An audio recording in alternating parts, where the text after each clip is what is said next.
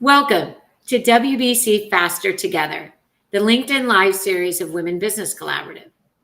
I'm Gwen Young, CEO of WBC, and WBC is an unprecedented alliance of over 80 organizations focused on women's leadership and ensuring diversity in business, and hundreds of business leaders. We are building a movement to achieve equal position, pay, and power for all women in business. Through collaboration, advocacy, action, and accountability, we are mobilizing thousands to create momentum and accelerate the pace of change. We live our commitment to DEI, and members of our leadership, staff, our WBC board of directors, and our WBC champions include more than 34% people of color. And every one of our 4 action initiatives has DEI goals for 2025 and 2030. So please check the chat for those action initiatives, which are the areas we aim to accelerate change, and join our movement at wbcollaborative.org. So each week in this series, we offer different ways to advocate change and accelerate impact by presenting data, research, and best practices, by lifting up the power of women's voices for change, and by showcasing leaders committed to allyship, inclusivity, and driving corporate purpose. So today I'm joined by a key partner and leader, Anna Mok, the president of Ascend. And Anna joins us during Asian American and Pacific Islander Heritage Months and also Mental Health Awareness Month. So as we celebrate the leadership and contributions of the API community, I know that Ascend recently announced the release of a 3-part series of reports focused on the state of API mental health and well-being in the workplace. And this series of reports addresses cultural stressors like the rise of anti-Asian hate in the wake of the COVID-19 pandemic, as well as universal themes like work-life balance, gender inequities, and how companies can support the well-being of their employees. So Anna, I'm so happy to have you here and to speak with you again. Gwen, thank you. Thank you for the invitation. Thank you for celebrating, but also the chance to really be in conversation with you about issues that impact our API community as well as mental health. May is a unique month in that both overlap. And we are so proud to be a longtime partner, part of this movement and this collaborative. We are so honored because I know we work on various initiatives together. So kind of for this report, what made you produce it right now? What are some of the key findings? Let's let the audience know a little bit about what's in this report. Great. For those of you that don't know Ascend is what we call a career life cycle organization. So we do work all the way with people looking for their first job, coming out of college, to those that are sitting on corporate boards. So we're a network of many networks within that. And so that work focuses on really how do we raise all tides and how do we help people reach their full potential. And the foundation of the work is around belonging, inclusion, empowerment, and really the overall well-being of APIs. And for APIs to succeed and thrive, we have to live our best lives, right? And living our best lives so we can fully contribute to society means that we need to also acknowledge all aspects of well-being, including paying attention to our mental and emotional health. And unfortunately, mental health has often been a neglected issue in the community. And this is why we have this 3-part study that's coming out during the year. We released part 1, part 2. The second report is being released actually on Thursday, May the 30th. Our work actually around mental health and well-being is not new. We've been doing this for years. We stepped up the work in 2020 during COVID, when there was a few factors. Not only were we all dealing with COVID, but many in the community, in addition to dealing with the stressor of the pandemic, was dealing with the rise of anti-Asian hate. And can you imagine both of those overlaying, including many in our community that were frontline workers in the medical field, right? Really trying to keep everything together, but actually help others. So we, in that year, had already increased the work we were doing on mental health, including launching mental health forums, creating guides and resources for our community, in particular those that are in the workplace. So that's a bit of why we continue to do this work. And I'm happy to share some of the findings from the first paper that was released earlier in the year. And what it said was actually the community reported mental health, that they had worse mental health than the American society as a whole. So 39% of APIs reported fair to poor mental health. And that's compared to 25% in the general population. And since we're in an organization that's talking about gender, it's probably no surprise, but it's a reminder that actually API women reported worse mental health than men. Only 8% reported what they self-reported as excellent mental health, compared to the men surveyed, about double that, over double that, 19% believe they were in excellent mental health. So there's a lot going on when you really think about those numbers and what has led to those results. And I think what's interesting is what you said is that I think you talked about sort of the ability to access or be interested in accessing mental health services, right? And we also know that as we're coming out of the pandemic, there's a lot more conversations in the workplace about employee engagement, benefits and services. So how are those conversations dovetailing where there is a more interesting opportunity and opening for these conversations in the past, let's say, 18 months, do you think? I think for all, right? Not just for the API community, there's a higher consciousness for well-being and mental health, right? That the conversations we can have today is very different than pre-COVID. I do think that is uh, one of the outcomes as a result of the pandemic, and all understanding how important, right, our not only our physical health but mental health is. Yeah, as it relates to the API community, when we look at the study, yeah, stress is very pervasive and all, but if you think about the stressors, the biggest stressors for this particular community, and this is again based on our work so far, 77% indicated that the racial climate in the US was a significant stressor to them. So 77%. Work-life balance, went to your question about work, Yeah. was about 74% said that that was a major stressor. And this is when we asked what were the three top stressors. And then the third one, interesting, was personal and family health. So the health and well-being of themselves, but in particular the rest of their family, was also a stressor. And that makes sense, right? In many households, we're in multi-generational households. That is something more common in this community than perhaps others. So, and I'm doing that today. I'm taking my dad, to my soon to be 92-year-old father, today to his doctor's appointment, which meant a lot of work to get him right to my house, ready, there and back. And so there's a set of things that then bleed into, work, because we can't do this, right? For most of us that have to or choose to work, we have to integrate. How do we integrate these mental health and our well-being needs with then what we need to do every day and show up with our best selves in the office, so to speak, in our virtual offices?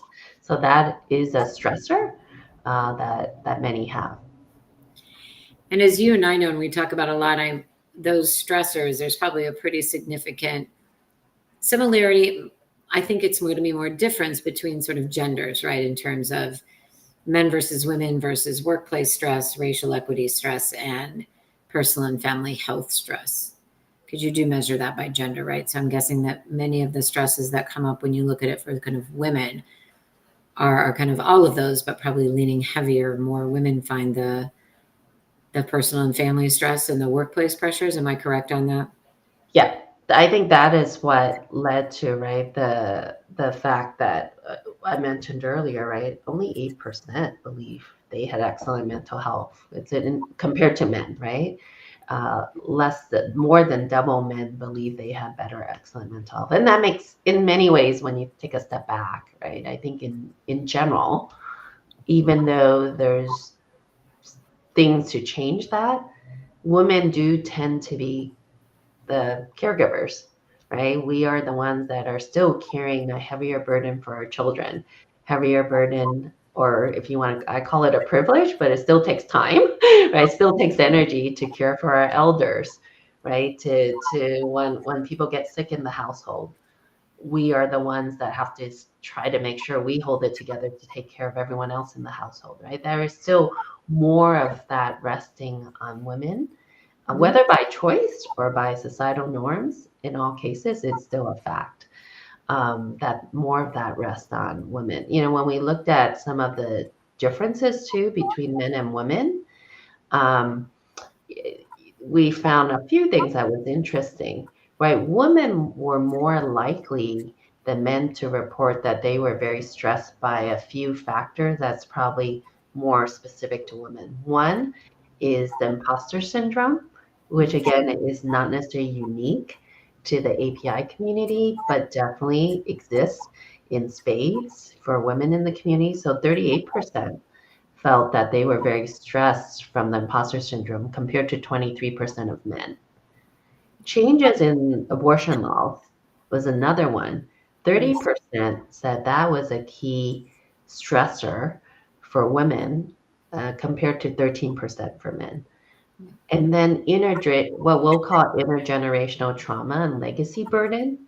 So family, drama, in terms of trauma, 21% of women name that as a stressor, top stressor for them that goes into work, compared to only 12% of men. So Interesting. even in these three considerations, right, you can see the big gap between women and men.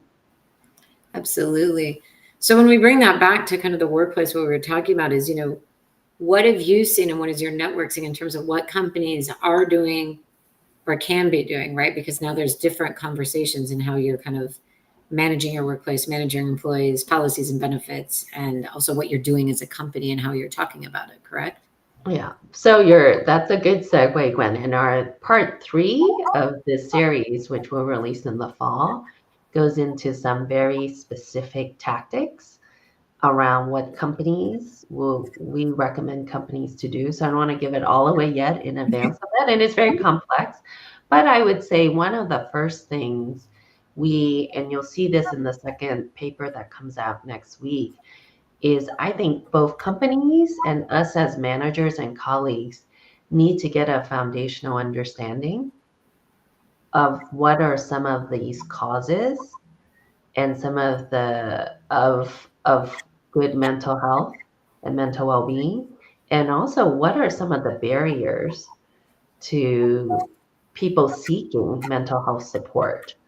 So without really understanding some of that, right, a company can throw all these traditional benefits to someone but may still not be able to support their workforce.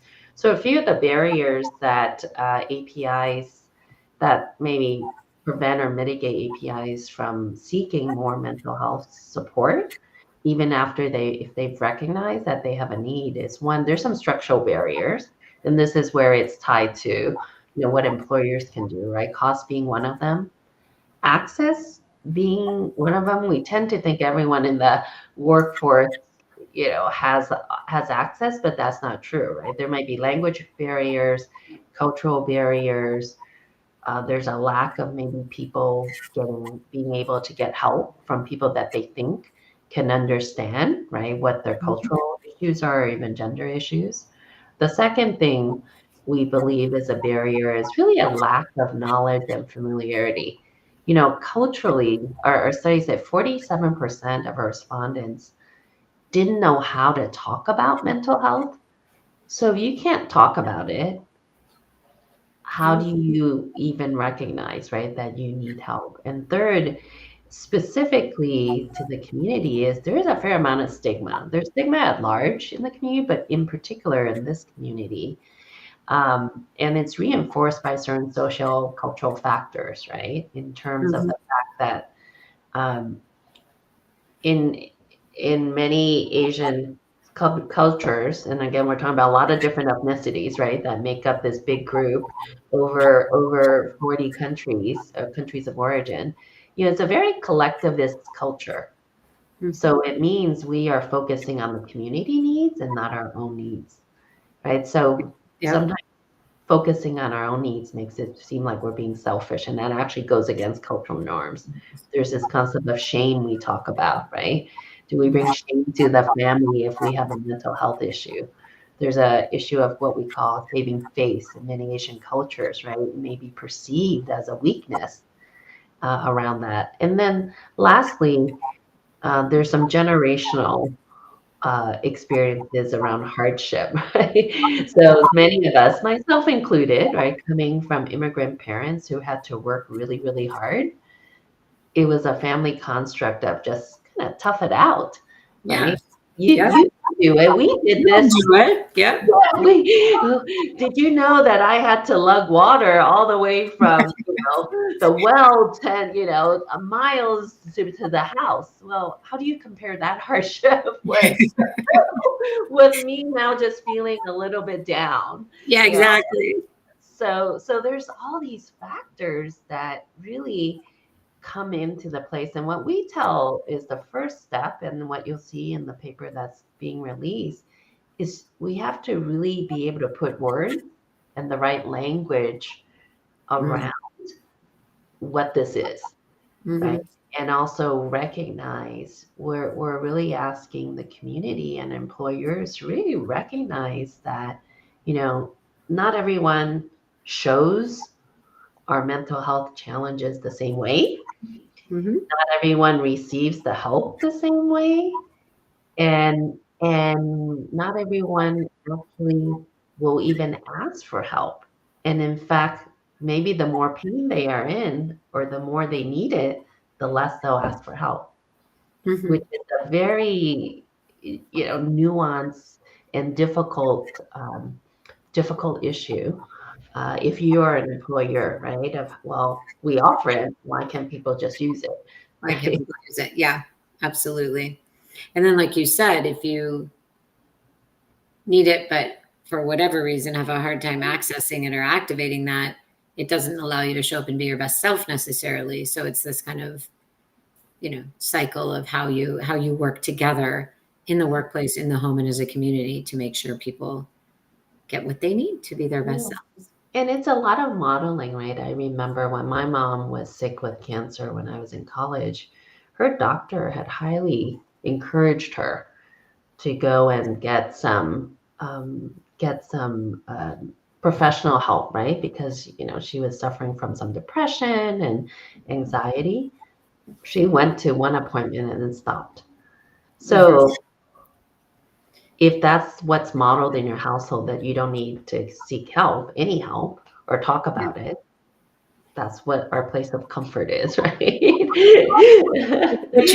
it's what you think is normal, or it's how you. Yes, what you think is normal. So all of those factors, right, and these unique social cultural factors, and intergenerational trauma that we talked about, all those factors come into play when we look at well-being and mental health for the community. And also, there's a difference between mental health and mental well-being. And this second paper really dives deeper into that. I know in this conversation we interchange some of that because we're talking more Yeah, broadly, but yeah. they are also different things, and they also have different stigmas and different implications, right, for the individual that's trying to navigate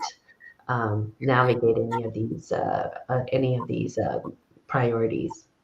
Both of these. No, this is where I love the three-part nature of it. I love the depth of what you're talking. And as you and I always talk about, these are 20-minute LinkedIn lives. So I feel like let's get started at the depth, and we want to go kind of that next level. But I think what we've been able to do is kind of give a highlight of the structure of the series, some of the key findings, and what more to read. Let's talk about your call to action. You know our audience, right? We have individuals, we have organizations, we have C-suite. What's your call to action today? Well, the call to action is really how to make sure we don't look at each other as colleagues as the same. Sometimes we recognize, okay, we look different, but then we don't peel the layers of the onion. So I would say if you're a manager, go and peel some layers, right, down more deeply. If you see people stress or you see people showing up differently than what you're used to. And I think being first step is really being a place of empathy, of knowing, right, and not accepting things that are on the surface. And specifically for the if you are an API or you have a colleague that's an API, really try to understand and learn about some of these social, cultural, and historical factors Mhm. that may lead to why someone is experiencing something differently and expressing something differently. We're really excited about the paper. The next segment being released on May 30th, and definitely what's coming out in the fall. And I hope we will have a chance to talk even more about it. We'll be at our convention, Gwen, which I know hopefully you'll be able to join us at. We'll actually have a whole mental health forum at the convention where we will actually dive deeper into some of this work there too. We look forward to not just the convention, but the rest of the research, because I think, and continued conversations, Yeah. right? Because I think what you're saying about both empathy is listening and understanding, right? Because not everyone is experiencing things the same way. And I think that ability to listen, learn, and understand is incredibly important. So Anna, thank you today, Anna.